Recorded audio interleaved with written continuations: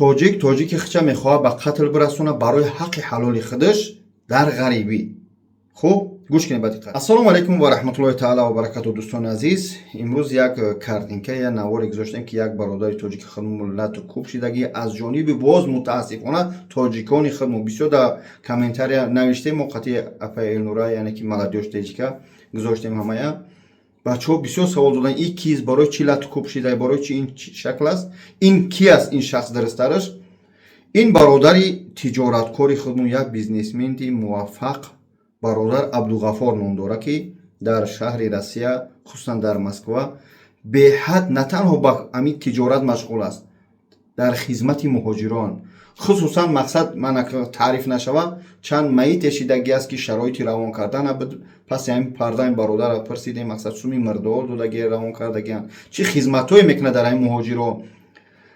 این برادر اولین شخصی است که در داخل مسکو در روسیه یک بالنیسای کلونک شده کلیساگوس که میگن در همون مسکو که همین برادر اولین توجیک موفق شده که این کلانترین بالنیسا بگیم چی میگن بیمارخانه در روسیه میشوه یا باوری کردگی دادگی هم.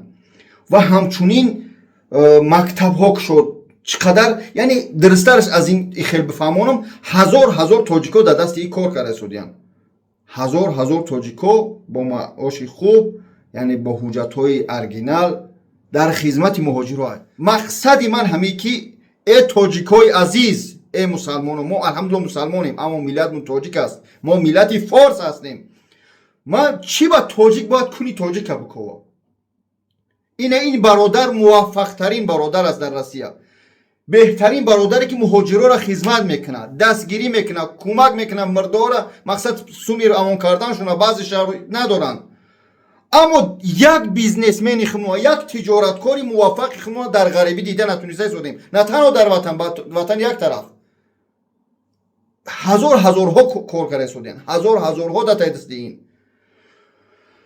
در لیسنسه توجیک بالا برآمده شده یعنی موفق شوه باید ای پوچه وای بکشیم وای ما بکشیم ما باید بشکنیم باید بریم در تای دستی داغستان در تای دستی آذربایجان در تای دستی ارمیان در تای دستی چچن داغستان من با بلاتو را پس دادن نیستم در دیگر باید کار کنیم باید چکو کنیم انا زرپلت هم وای نداد یا توجی که موفق خدمت دیدن نمیتونی تو کی ما هم دیگر را باید بشکنیم تو کی ما با هم دیگر را بشکنیم.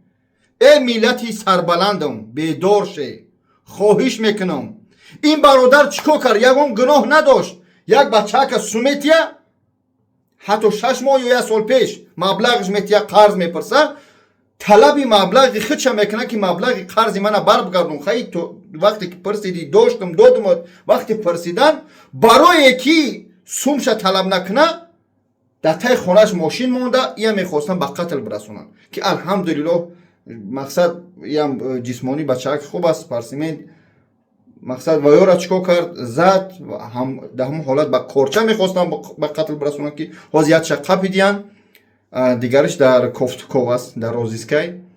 مقصد ویدیو این است اولین بهترین برادر موفق ترین تجارتکاری توجیک در غریبی و غمخوری توجیکان در غریبی.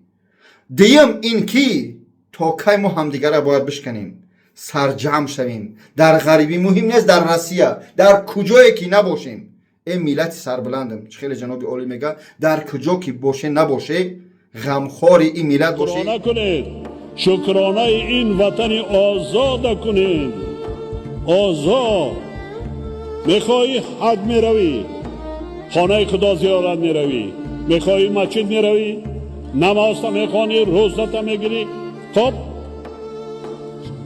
چی میفورته میخوای خون میخوای مدرسه برآمد اینم نه مدرسه حاضر زمان ساختن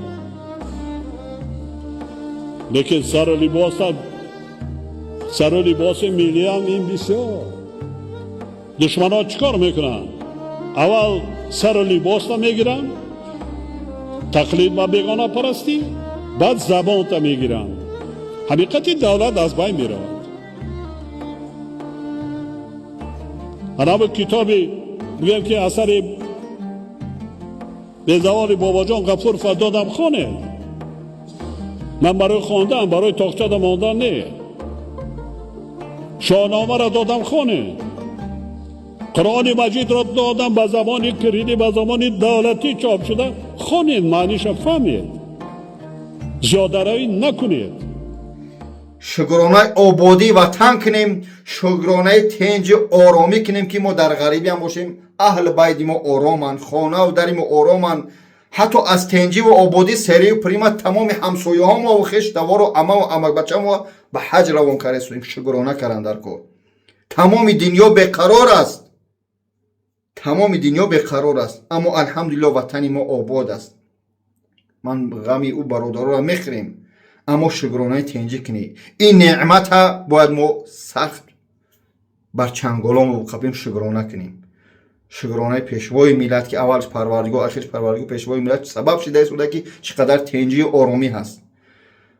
بیا تاجیک کشی نکنیم، بیا برادر کشی نکنیم.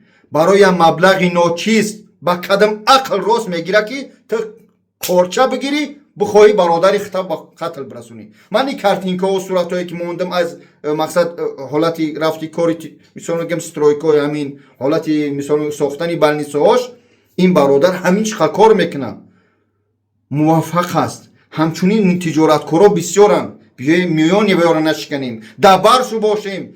یگان کس غمی ما را نمیخوره. با همین تاجیک خنمو یک مرده در یک غریبی در یک گورستونی ارسو میمونه، با همین تاجیک میگه انا تاجیک. دلسوز هستیم یک طرف، یک طرف دیگه بخیل. کینه و بغض بخیلی و وجود ما باید فرا گرفتگی همه دور کنیم. استغفرالله بگیم چی میگم پایبند با چی میگن اسلام و تاجیکستان و برادران تجارتکار باشه. الله شفای کامل که برادران و این قاتلایی که میخواستن برادر ما رو به قاتل برسونن پروردگار زودتر به دست بیارن و جزاشون پیش قانون بگیرن. بیای تاجیکشی نکنیم، بیای برادر شکنی نکنیم، سرجم شیم، یک مشویم. الله ملت ما را نگه بداره. السلام علیکم. به خاطر خدا بود. بنی آدم اعضای یکدیگرند که در آفرینش ز یک گهورند. بنی آدم اعضای یکدیگرند که در آفرینش یک گهورند. چو عضو بدن آورد روزگار، دیگر عضوها را نماند قرار.